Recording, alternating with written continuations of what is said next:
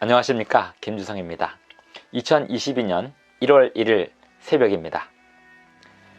이 새벽을 맞이하면서 또 새해를 맞이하면서 그동안 지난 1년 동안 해오던 방송과 또 새벽 말씀을 어떻게 이어갈까 잠시 고민을 했었습니다. 하지만 2021년 1월 1일과 1월 4일에 결심하고 기도하고 간구하고 소원한 대로 가던 길을 계속 가기로 하였습니다. 2022년 1월 1일에도 어제에 이어서 변함없이 성경을 한 장씩 탐험해 갑니다. 오늘 아침에 읽을 말씀은 열왕기하 16장입니다. 새벽에 읽는 성경 말씀 시작하겠습니다. 오늘 아침에 읽을 성경 말씀은 열왕기하 제16장입니다. 제목은 나를 구원하소서. 나를 구원하소서. 이 말씀은 오직 하나님께만 드리는 간구여야 합니다. 그런데 남방 유다 왕 아하스는 이 요청을 아수르 왕에게 합니다. 북방 이스라엘과 아람이 동맹하여 남방 유다를 공격해오는 것에 두려움을 느낀 남방 유다의 아하스는 그 두려움을 이기고자 아수르 왕에게 의지하였던 것입니다. 그는 그 두려운 순간에 하나님만을 의지했어야 합니다. 신속하게 쇠퇴해가는 북방 이스라엘과 더불어 남방 유다 또한 함께 쇠퇴해 가고 있었습니다. 그들의 역사를 보면서 오늘 우리는 어떤 교훈을 얻어야 할까요? 오늘 읽을 열왕기하 16장에서 그 교훈을 찾아보시겠습니다. 새벽에 읽는 성경 말씀 제364화. 오늘은 2022년 1월 1일 아침입니다. 열왕기하 16장 1절부터 20절까지 읽겠습니다.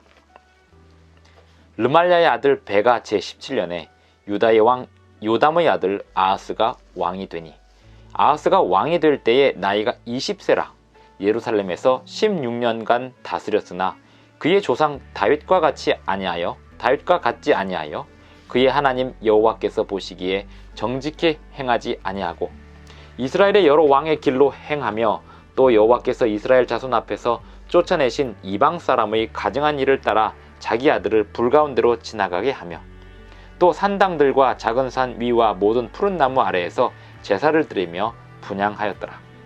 이때에 아람의 왕 르신과 이스라엘의 왕 르말랴의 아들 베가가 예루살렘에 올라와서 싸우려 하여 아하스를 애웠었으나 능히 이기지 못하니라.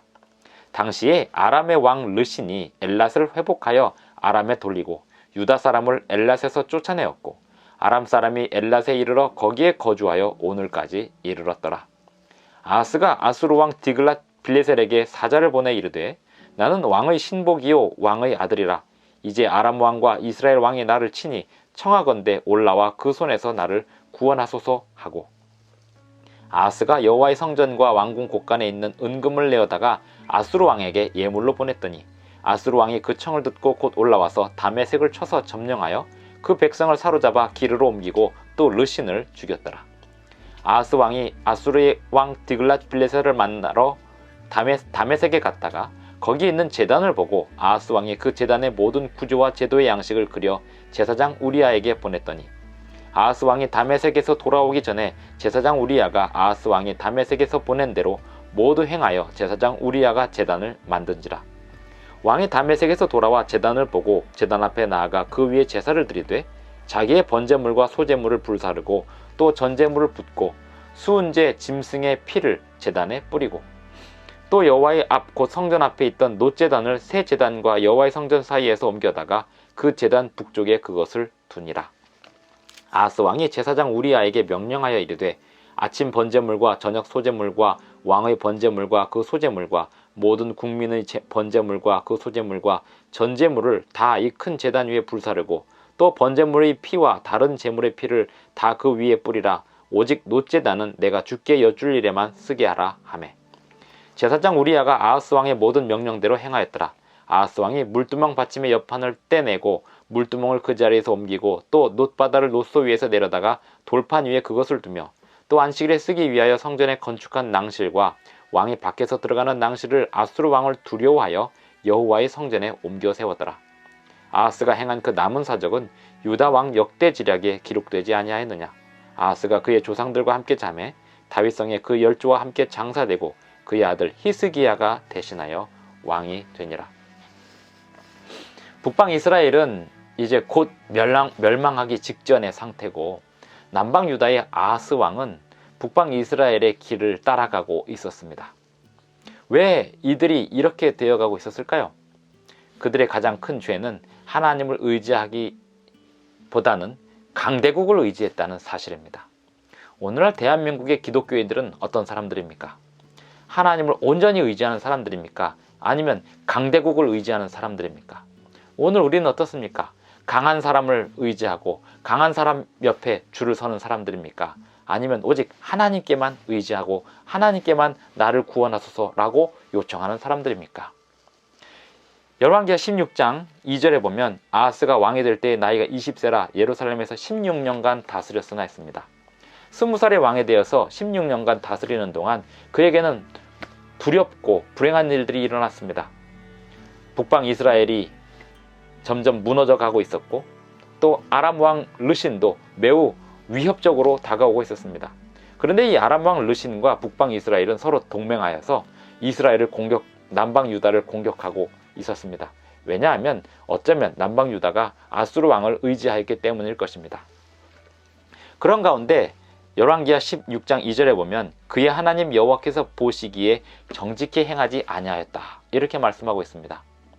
북방 이스라엘 왕들에 대한 성경의 평가는 여호와 보시기에 악을 행하여가 주를 이루었다면, 남방 유다의 왕들의 평가는 여호와 보시기에 정직히 행하였으나 하면서 그 다음에 산당을 온전히 다 제거하지는 못했다라는, 또는 그 끝까지 순종하지 못했다, 이런 식이었습니다. 그런데 열왕기하 16장 2절에 보면 아하스 왕에 대하여는 여호와 보시기에 정직히 행하지 아니하고 이렇게 갔습니다.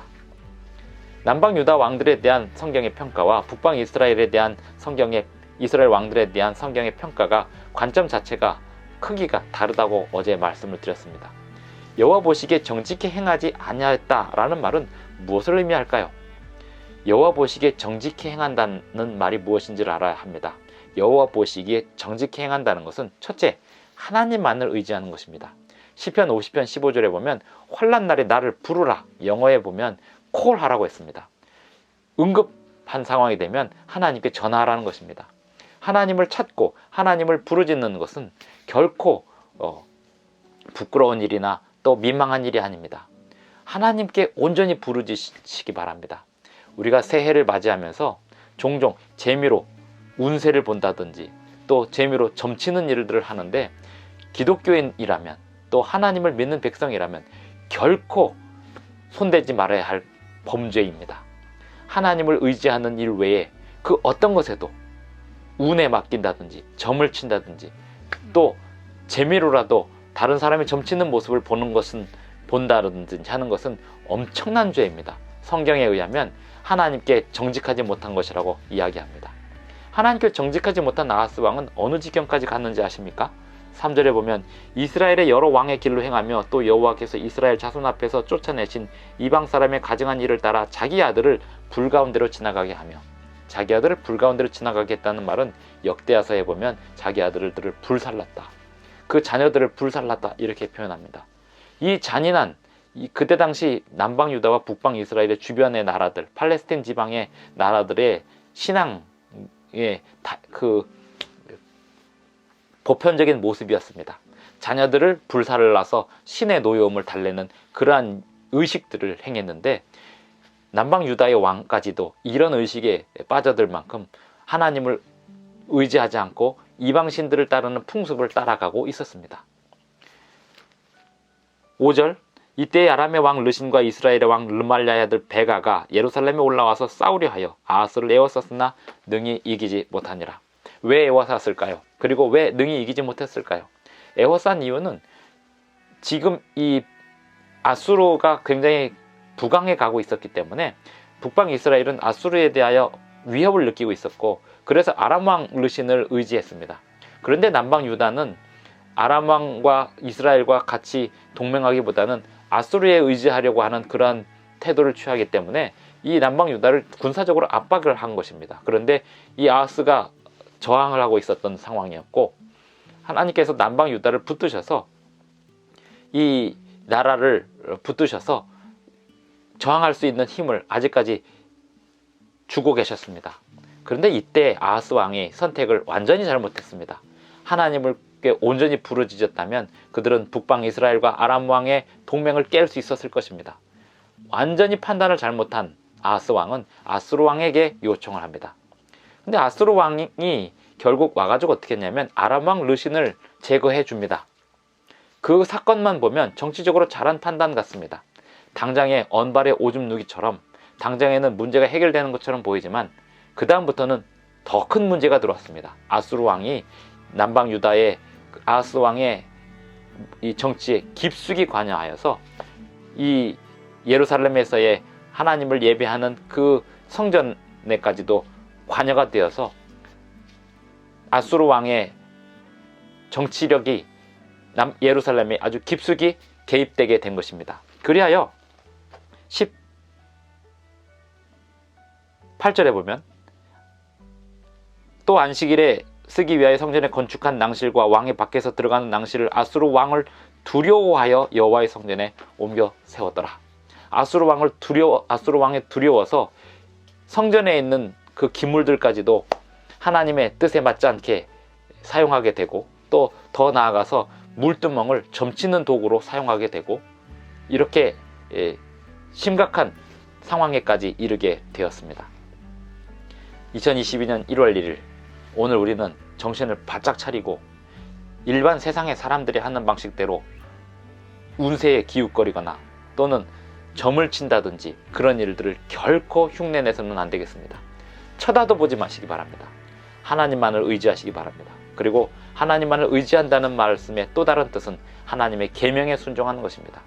하나님께 합당한 예물을 11조와 월정한 11조와 헌물을 합당한 예물을 드리실 뿐만 아니라 하나님께 올바른 서원을 하시고 올 한 해 모든 경영을 하나님께 맡기시기 바랍니다. 하나님께서는 북방 이스라엘과 남방 유다를 끝까지 붙들어서 그들을 살려보려고 하셨습니다만 남방 유다는 북방 이스라엘이 멸망한 다음에 곧 얼마 안 가서 멸망하게 됩니다. 그들이 멸망한 이유는 하나님을 찾지 않았기 때문입니다. 오늘 우리에게 주시는 하나님의 기회를 결코 놓치지 마시고 하나님을 찾으시기 바랍니다. 2022년도에는 온전히 하나님만 찾으심으로 인하여 이 세상에서 빛이 되시고 또 영향력을 행사하는 이 세상에 하나님께서 보내신 사자들이 되시기를 간절히 바랍니다. 기도하고 마치겠습니다.